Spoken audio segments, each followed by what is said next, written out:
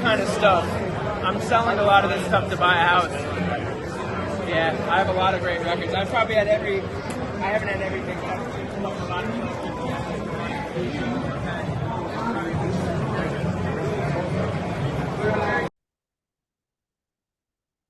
Hi, it's Ken Golden, and I've got my buddy Steve Feigenbaum here. Hello. And we went to the WFMU Record Fair in Manhattan at the Metropolitan Pavilion on 18th Street. And it is a once a year event, and it's the best record show in the country. And it was Massive. yeah, massive, It was massive and it was crowded exhausting, and exhausting exhausting. It and was, a great lot of fun. and it was great. It was really great. We both got some cool stuff, and everybody's already asking, want to know what we got. So I think this is the best way for us to do it. And I'll send it off to Pete, and Pete will make us look handsome, much more handsome than we are. He'll draw hair on He'll us. draw hair on us, and you see a nice little glow from the top of my head, making me look like it's coming to a point the way the light is reflecting off. And yeah, and then you could see the stuff we got. We got a lot. So Steve and I went in two different directions. He got a lot of CDs, and I got a lot of vinyl. And And if anybody knows me, I was true to form and I got a lot of inexpensive CDs. yeah. But they were very interesting. So Mr. Cheapo will go first. Yes, Mr. Cheapo goes first. And Okay. he's going to show you all the stuff he got. So- And he got a lot of stuff. I got a lot of stuff, and so everything I'm going to show you was $65. Okay, so just Not each. no. Oh no, not There wasn't. Wait, I want to say there was not a lot of CDs at the show, but there is some. very few. Yeah, Really very It's like few. 95% of the show is vinyl, and then you see the odd guy. Right, selling used CDs. Yeah. So You know. anyway, yeah. That's okay. So anyway, I don't know this at all. This is a Harold Budd album on Atlantic Records from, is it 2000? From 2000. And I never saw this before, and I like Harold Budd. It's like, okay. The Uri Kane Ensemble, the Goldberg Variations. I saw Uri Kane actually play a show in the last 2 months. He was great, really, really interesting. I mean, how often do you see a Winter in Winter, Yeah, it's a great label. great label, long gone, I bought it. There it is. I don't know anything about it.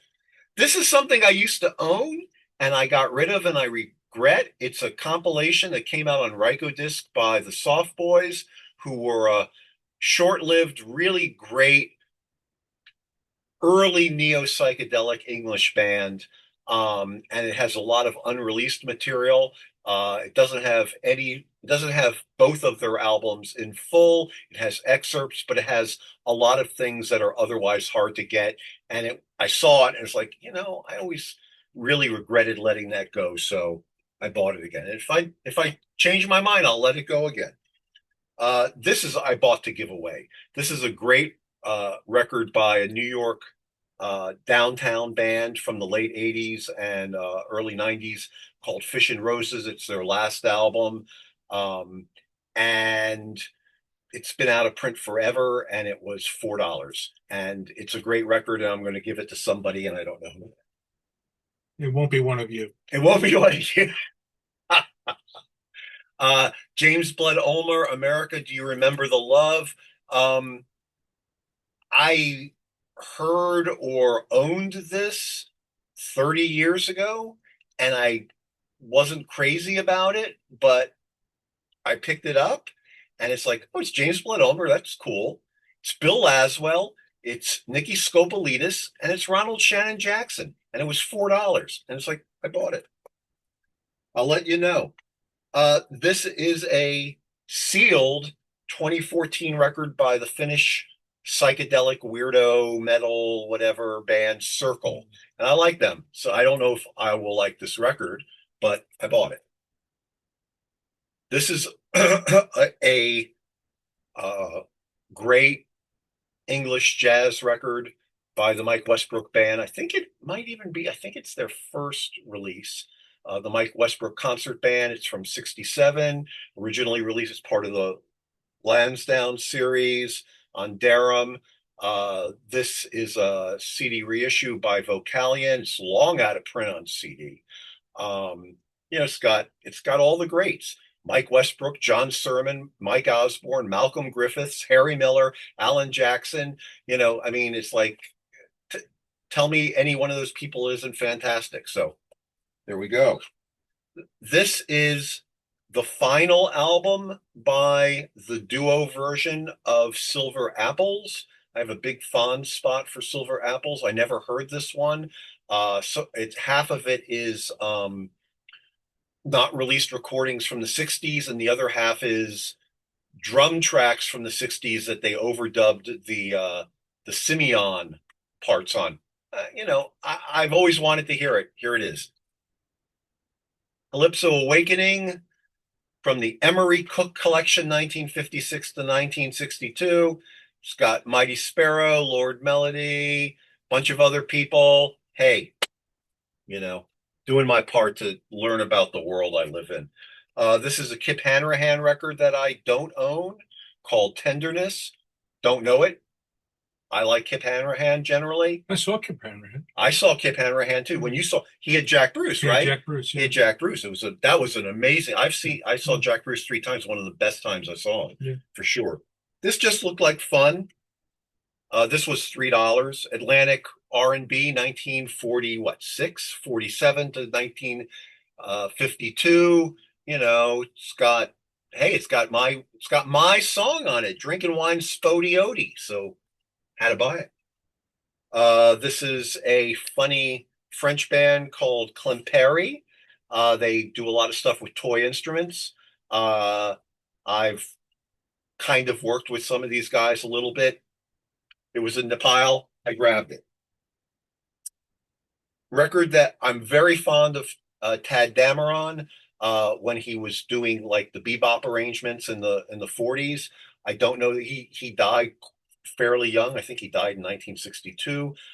This is an octet from 56. Don't really know it. It's got Kenny Dorham on it, Sahib Shihab on it, Shadow Wilson playing drums. Hey, it was there. I bought it. Darn It by Paul Haynes. Paul Haynes was a Canadian poet, and he wrote words for Carla Bley. He wrote the lyrics for Escalator Over the Hill. He wrote the lyrics for A Beautiful Western Saddle by Curlew, and he wrote lyrics for George Cartwright.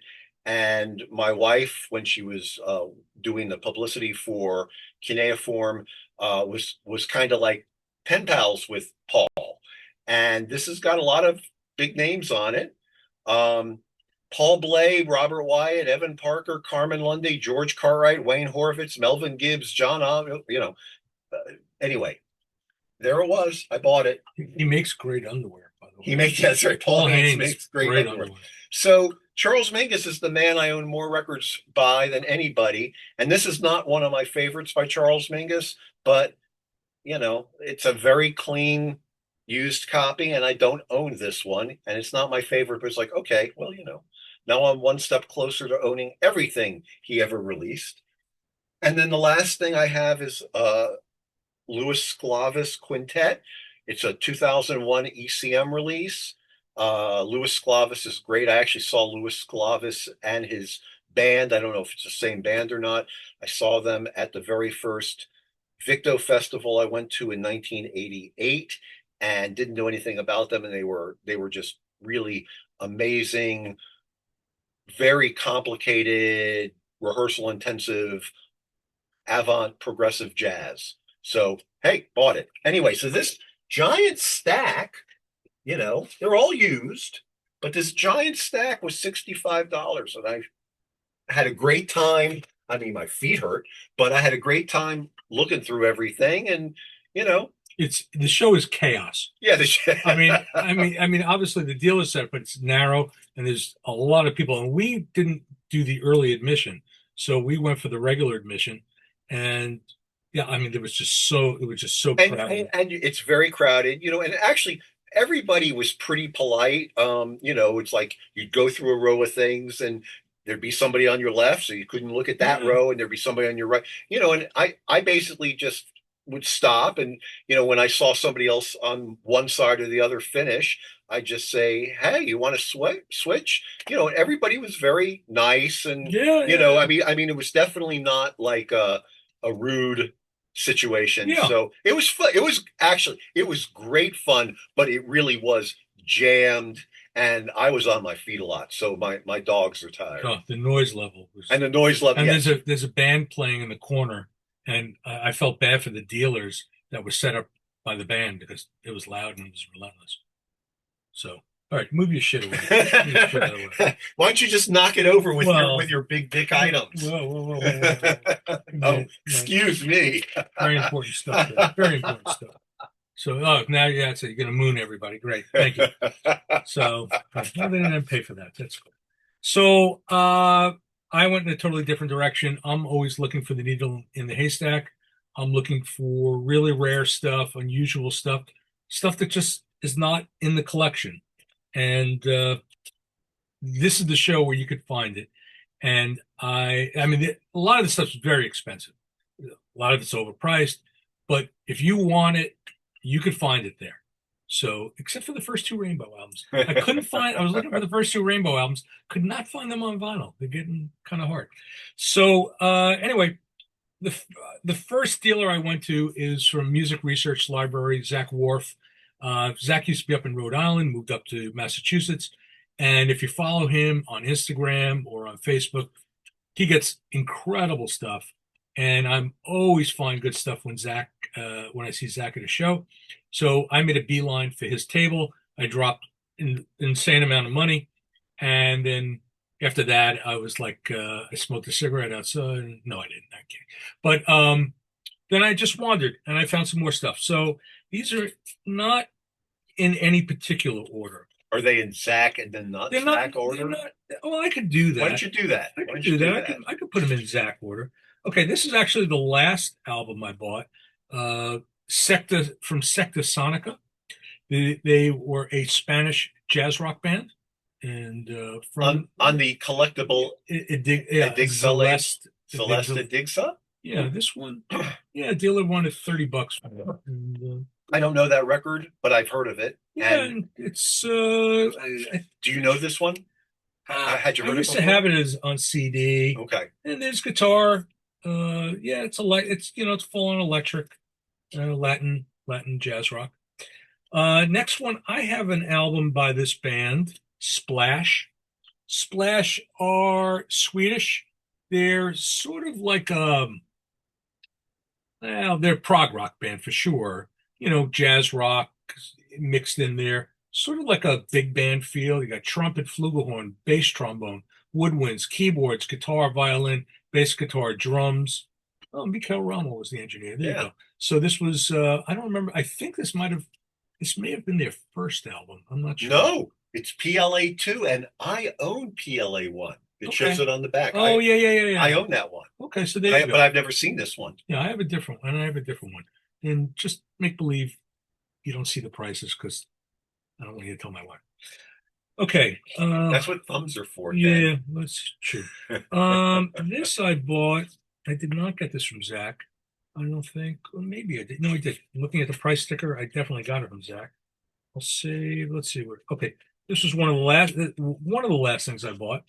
This is a first pressing, German pressing of the first Lucifer's Friend album. Something I've always kind of wanted. I had the reissue on Repertoire, and my friend brought over an original, and we did a shootout. This was better. So very, very good album.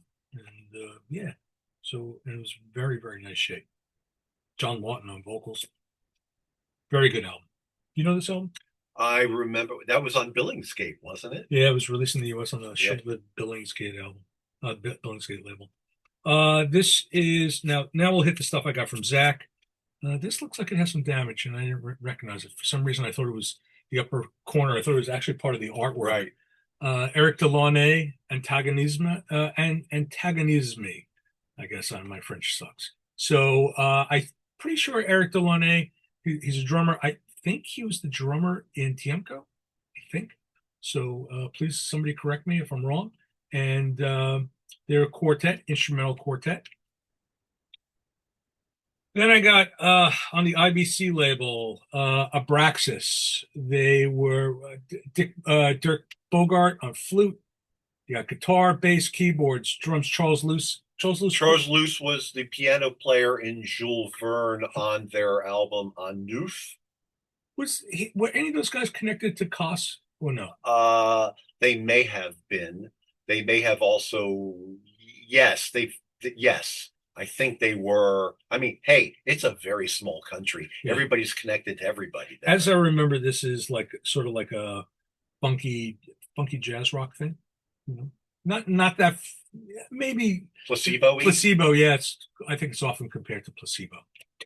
This was actually a last minute grab from Zach. When he was totaling me up, and then I saw this sitting in the bin. I'm like, holy shit! I've never seen this album. I've always wanted this.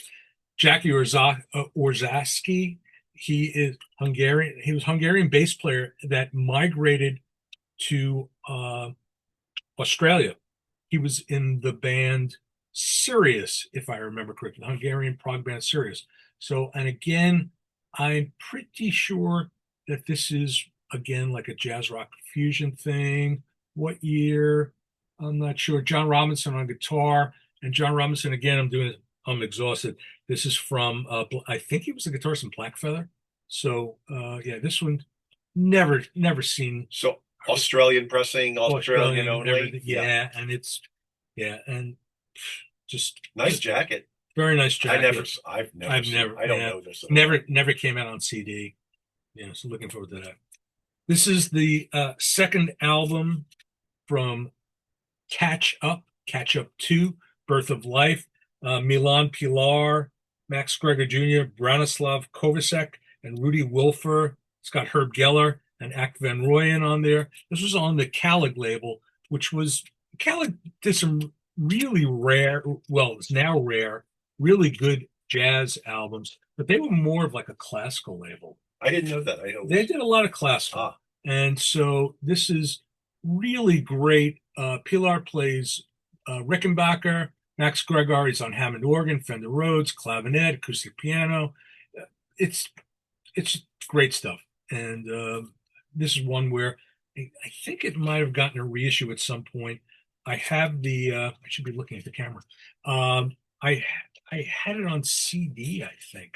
So, and I think the first catch up, I think, got reissued on Music on Vinyl, I think.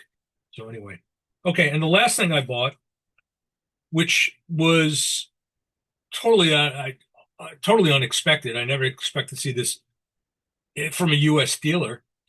Very rare album from Italy, Etna. So Etna was a one and done, in a sense, jazz rock band. Very, very good. And that was with Marangolo. Who was it? Carlo Panisi, I think, was in Luovo di Colombo. I'm doing this all from memory, guys, so if I'm way off. And you have the Marangolo bros, Antonio and Agostino, I think, from Flea and the Honey. So I think, and again, I'm pretty sure there's connections to Luovo di Colombo, Etna, super, super rare. This was the big find of the day. All great stuff, but for me, this was the biggie. Never seen one out in the wild. So, and frankly, I'm not sure I ever saw a dealer offering this. Right. I've never seen. Yeah. So yeah, that's what I got. And then we came home and we went out to ate Himalayan food. Himalayan, yeah. Steve's first. He was a virgin. But we had some delicious sizzling chicken momo. And now I think we're going to go take a nap. Yeah. So anyway, that was the show. I assume this is going to run after it's over because it's going to be on Sunday as well. But it's once a year. Mark your calendar for next year. Follow WFMU FM. It's a good cause. And it's a very good show. I mean, it's crowded as heck, but you'll have it's there. Everything is there. Yeah, you'll just have a great day. Just bring comfortable shoes and a lot of money. Yeah.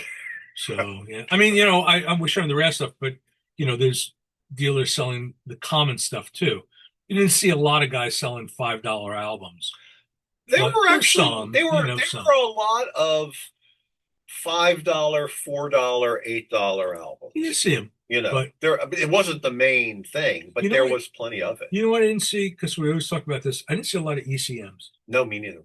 Very little ECMs. I always looking for that. I saw a handful here and there. Well, Ken brings that up because 8 years ago, 10 years ago, there was a long time ago.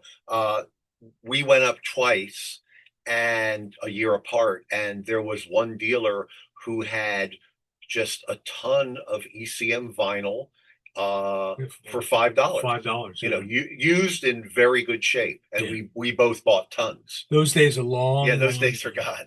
So that's I think that's what it was. It was a big success for us. We had a blast. Going to do it next year, and I don't know. That's it. I'm going to hand this off to Pete, and he's going to make us look like we're just incredible people. And I'm going to try and figure out how to. Pause. Stop. I'm going to stop recording. I'm going to send it off to Pete, and you're going to watch this as soon as possible. Thanks again.